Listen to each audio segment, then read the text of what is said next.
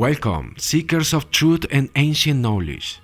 In this exciting video, we will unveil a legacy hidden for centuries, a powerful meditation delivered by the masters of White Lodge.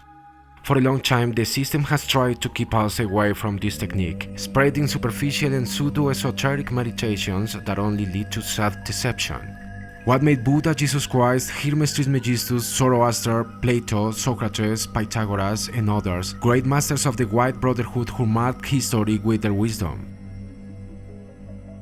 What was the secret behind their greatness, their connection with the divine, and their transcendence?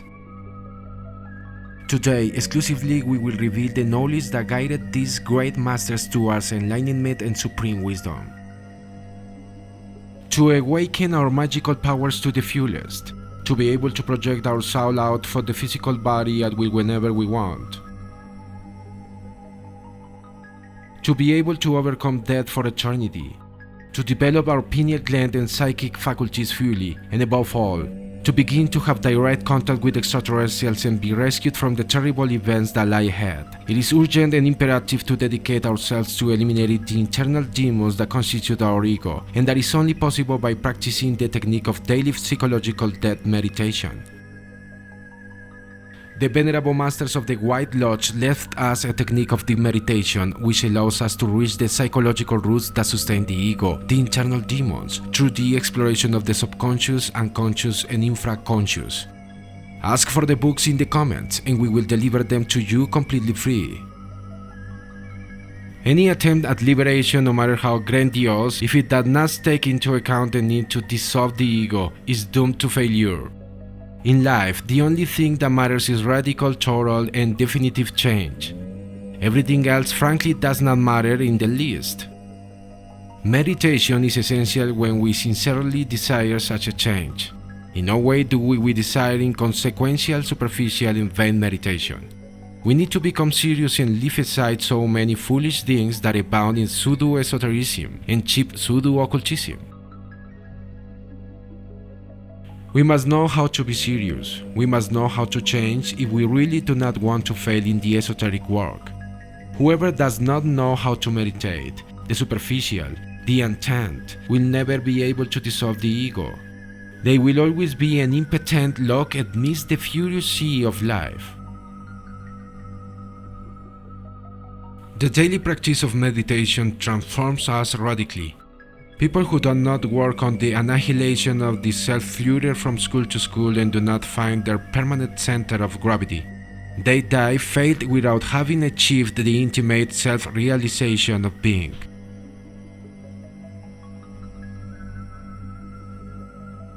A psychological defect or demon discovered in the field of practical life must be deeply understood through the technique of meditation.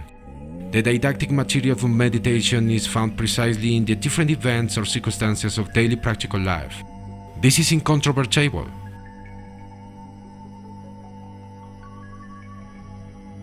People always protest against unpleasant events. They never know how to see the unfulness of such events. Instead of protesting against unpleasant circumstances, we must extract from them, through meditation, the useful elements for our psychic growth. Deep meditation on such a pleasant or unpleasant circumstance allows us to feel within ourselves the taste, the result. It is necessary to make a full psychological differentiation between what is the taste of esoteric work and the taste of life. In any case, to feel within ourselves the taste of esoteric work, a total reversal of the attitude with which the circumstances of existence are normally taken is required.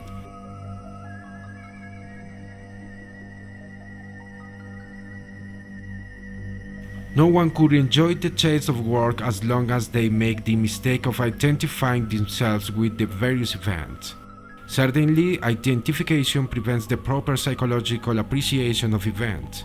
When one identifies with such or such an event, in no way does one manage to extract from it the useful elements for self-discovery and inner growth of consciousness. The esoteric worker who returns to identification after having lost guard again feels the taste of life instead of the taste of work.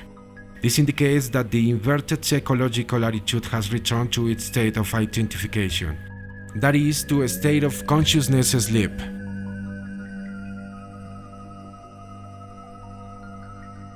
Any unpleasant circumstance must be reconstructed through conscious imagination through the technique of meditation. The reconstruction of any scene allows us to verify for ourselves and directly the intervention of various participating cells in it. Examples: a scene of romantic jealousy. In it intervene cells of anger, jealousy, and even hatred. Understanding each of these cells, each of these factors, involves in deep reflection, concentration, meditation. The marked tendency to blame others is an obstacle, a hindrance to the understanding of our own mistakes. Unfortunately, it is a very difficult task to destroy in us the tendency to blame others.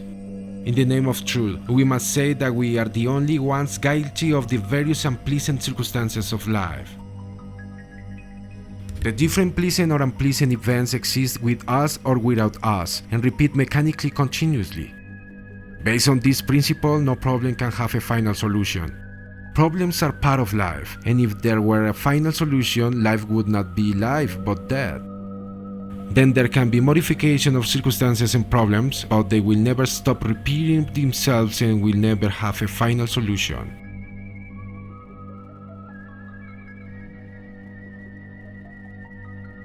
Life is a wheel that turns mechanically with all pleasant or unpleasant circumstances always recurring. We cannot stop the wheel. Good or bad circumstances are always processed mechanically. The only thing we can change is our attitude towards life events.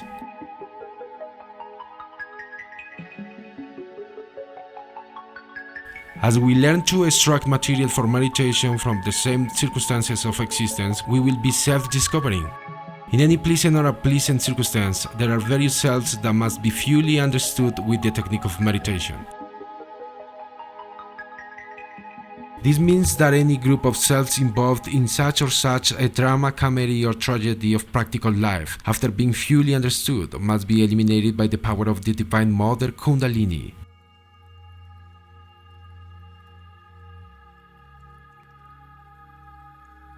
As we use the sense of psychological observation, the latter will also develop wonderfully. Then we can perceive the cells during the meditation work. It is interesting to perceive internally not only the cells before they have been worked, but also during all the work. When these cells are beheaded and disintegrated, we feel great relief, great joy.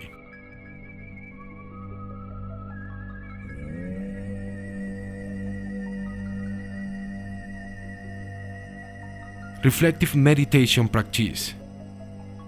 1. Quiet place. 2. Consecration of the belly linen magic circle. 3. Plea for assistance to the Divine Father and Mother. 4. Relaxation of the physical body. 5. Reconstruct a specific scene or event. Mantra Ra Om Ga Om.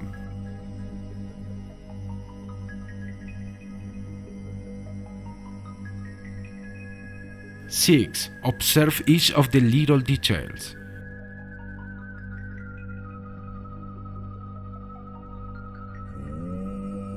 7. Judge oneself mercilessly. 8. Beg the Divine Mother for death for each detail understood.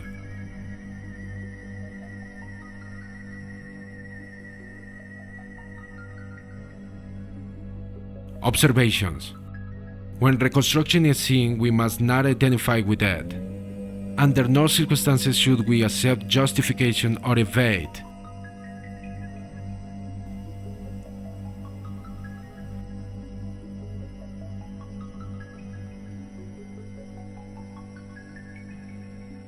We are going to judge ourselves, not others. Do not blame others. It is important to put ourselves in the other's point of view.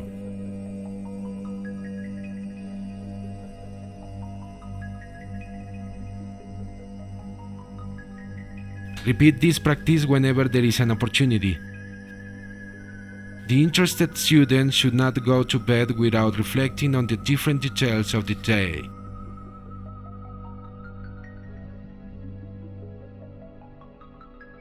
In this way, we will truly awaken consciousness, that is, our faculties, powers, virtues, strengths, knowledge, and supreme wisdom. The more we meditate in this way every day and every night, the astral exit will be easier and great results will be seen on this secret path.